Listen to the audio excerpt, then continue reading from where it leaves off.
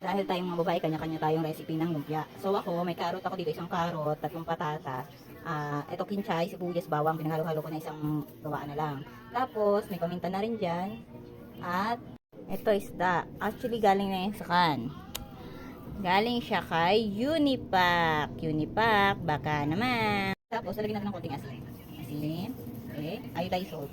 Tapos, durugin lang natin yung isda. Yan, durugin na natin. Nakikita nyo pa, yan, rinito ko na lang pang ilo. Dapat yan din. Extra pa yan mula kahapon. Rinito ko na lang. Kamad kasi ako eh. So, halo-haloin ko lang to. Ayan, halo-haloin lang natin. Haloin lang natin ang todo. Ganyan lang mag-lumpia, tipid sa ano. Kasi yung isda, malasa. Malasang Unipack. In fairness. Tapos yan. Halo mo lang siya. Kasi ano ako eh. Alam niyo na, vegetable lover ako. Ganun talaga. Mas healthy, mas maganda. Mas long living ba? Mabuhay tayo ng matagal. Ganun. Charot.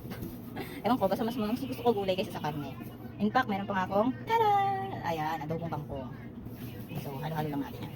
Perfect. Ngayon, irarap na natin siya. So, ito, tatanggalin mo na isa-isa tapos gugupitin na natin para dumami. Ganun naman talaga Pilipino. Masyado tayong tipid.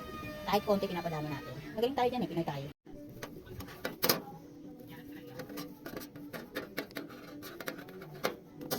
Tada! Tapos na. Ready na ako.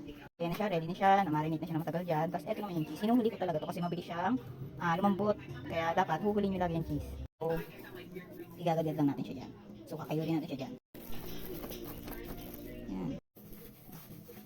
Natin siya haluin.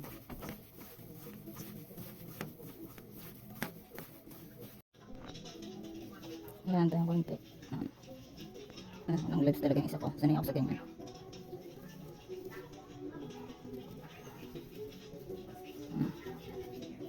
Yup, hindi ko binabasag yung yellow. Mas gusto ko yung white ng pinandidikit. See? Mas madikit siya.